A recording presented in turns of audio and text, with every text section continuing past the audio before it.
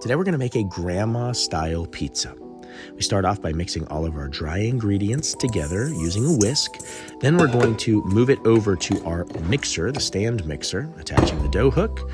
And in this case, I'm also attaching the shield. While running, slowly add your water, then allow it to run for a good 10 minutes or so.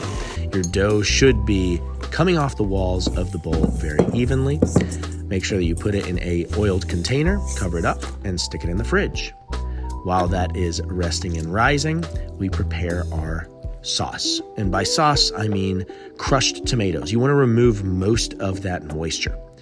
Prepare your pan on the day of baking by adding a nice amount of oil. Stretch it to the corners, and then you're going to cover it and let it rest. Repeat this process until it stays at the corners.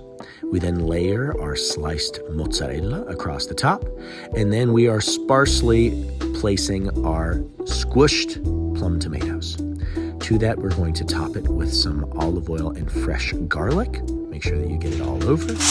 Cover it with aluminum foil and place it in your oven. And we're allowing this to bake for a while, making sure that we are rotating often. About halfway through the baking, remove it, and we are going to cover it with Pecorino Romano and Italian seasonings. Place it back in the oven uncovered for it to brown. Once again, we're going to rotate it often to make sure that it browns evenly on all sides. You will know when it's done. It smells fantastic. Allow it to rest for just a little bit in the pan, and then using a spatula, remove it and place it on your cutting board. We can now cut it into whatever shape you want. Look how crispy the bottom of this pizza is. It's delicious. You can hear that crunch.